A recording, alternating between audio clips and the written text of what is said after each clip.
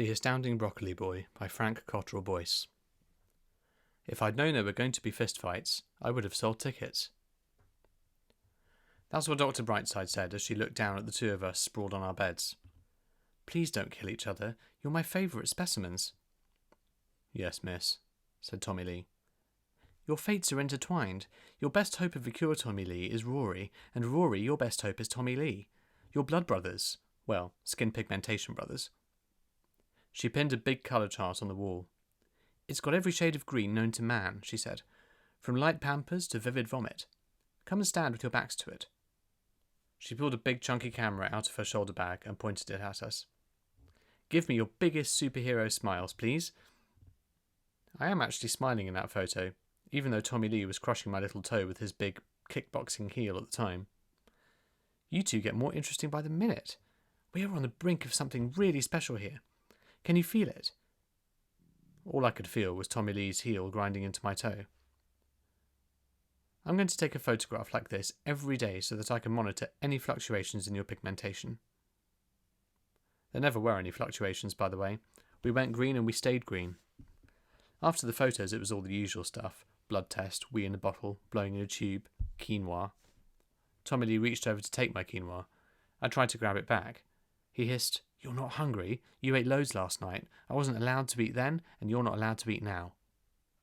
I glanced at the intercom, then the window.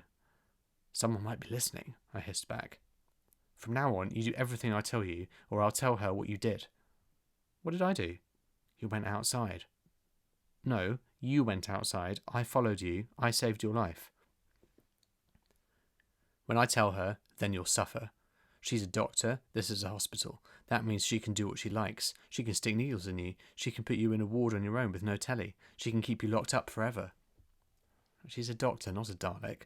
She's trying to make us better. They do terrible things to you in hospital if you don't do what they say. So we are going to do everything she says, including not jumping off buildings or robbing banks. Robbing banks was your idea. You led me astray.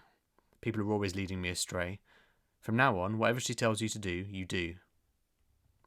And what she told us to do that day was drawings. Dr. Brightside gave us a big box of felt pens and some big sheets of paper.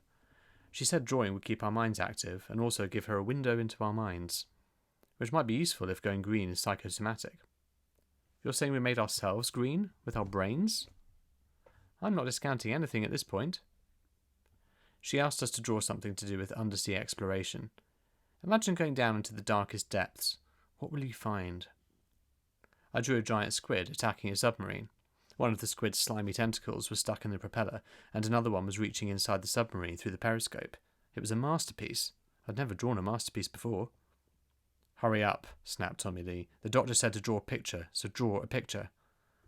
I've drawn a picture, I said, and turned it around for all the world to see. I've drawn one too.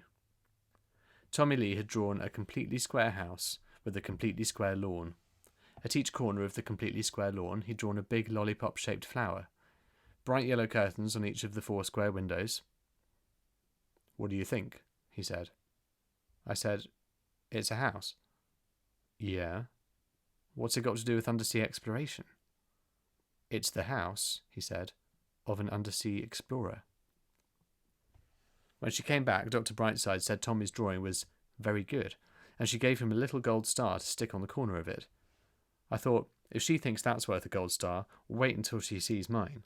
She'll probably call the National Gallery and tell them to get over here quick. In fact, all she said about mine was, very good too, and gave me a gold star. Our fate was in the hands of someone who thinks Giant Squid Swallows Entire Submarine is about the same level of artistic as Square House with Lollipop Flowers. It was the I've Been Brave certificates all over again, only without the blood. There is no justice in the world, which is why we need superheroes. She asked us to do another drawing. This time the subject was my favourite view. I sucked my felt pen. Get drawing, growled Tommy Lee. He was already scribbling away. Apparently his favourite view was another square house with lollipop flowers. I'm thinking, I said. I was actually thinking, is this worth the effort? The doctor didn't ask you to think, she asked you to draw. Yes, but she doesn't want you to draw another square house with lollipop trees outside. Tommy Lee couldn't have looked more surprised if I'd told him that I'd been asked to join the Power Rangers. What do you mean? She doesn't want you to hand in some neat little box. She wants you to look into your imagination and see what you can find. Like what? That's exactly what I'm trying to think about. In the end, I drew the West Midlands in the Ice Age, which was slightly cheating, but it gave me a cosy feeling to think about the papier-mâché model in the geography store cupboard, which also helped me remember various sandwiches I had eaten safely there. Then I thought maybe I would sketch some sandwiches. If I never got to eat food, at least I could draw some. I was just deciding on the fillings when Tommy Lee said, "Get me some more paper." He'd already covered one sheet in furious scribbles. I couldn't see what it was supposed to be, so I said, "What's it supposed to be?" "It's supposed to be my favourite view. It's too big for one piece of paper." He wasn't drawing his usual square house. He was drawing a whole city. A sunburst of roads, streets, avenues and lanes and bypasses and dual carriageways spread out from the middle of the page. It was the view from the window cleaner's cradle. It was already spilling off the edges of the page. I helped him sticky tape some more sheets together so he could spread out. "Colour the houses in," he said, without looking up. Now that I looked more closely, I saw that it wasn't just roads.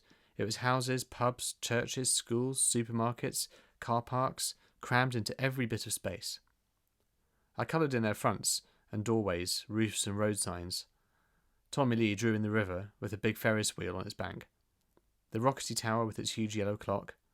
There was the dome, a big blank bubble blowing out of it all. Once he made me stop what I was doing and rubbed out a great big patch of the drawing. "What are you doing?" Where the streets and a chunk of river had been, he drew a pigeon flying over the city like a big raggy jumbo jet. It really made you feel like you were looking down from the cradle. I said, "Tommy Lee, that was a brilliant idea." It wasn't an idea, it was real. That's when I realised he wasn't looking into his imagination at all. He was looking into his memory. Tommy Lee remembered everything. Every corner, every doorway, every passing car. This wasn't a picture, this was a map. "It'll look better," I said, "if we stand on the bed." It really did. Looking at it from up there, it felt as if we were really flying over a real city. We stayed up there for ages. "Any good?" asked Tommy Lee when Dr. Brightside came in. "You did this together?" "No," said Tommy Lee. "I did it. He just sharpened the pencils." "And did the colouring in," I added. "You both cooperated, that's my point. Also, you spent some time on it." She was right. We didn't realise until we looked at the clock, but we'd been doing this for hours. "Well, this picture shows a marked improvement in your powers of concentration and cooperation." "So we're getting better? If we keep drawing, will I stop being green?" "Tommy Lee, when you first came in here, you were so miserable I wasn't sure there was any point trying to cure you. I thought, this boy is getting so little out of life, he might as well spend the rest of it in isolation. Now you're starting to wake up, I'll try a bit harder." Then she gave us a very good sticker to stick on the bottom of the painting. We put the picture up on the wall when she'd gone. Nurse Rock looked at it with her head on one side. "What's it supposed to be?" "My favourite view," is what she told us to draw. "London is your favourite view?" "London? Is that London? Where else could it be? There's the Thames, there's St. Paul's." The rockety thing with the big yellow clock turned out to be the Houses of Parliament. I'd never been to London before. Now Tommy Lee seemed to have a map of the whole city in his head. "What I'm wondering is," said Nurse Rock, "where anyone could stand where they'd get that view of London." I looked at Tommy Lee. Tommy Lee looked at me. I thought he was going to say something that would give the game away, but he just shrugged and said he couldn't remember. "You saw the whole of London, and didn't even know it was London," said Nurse Rock. "What did you think it was? Disneyland?" "I thought it was," said Tommy Lee, "like nothing else on earth."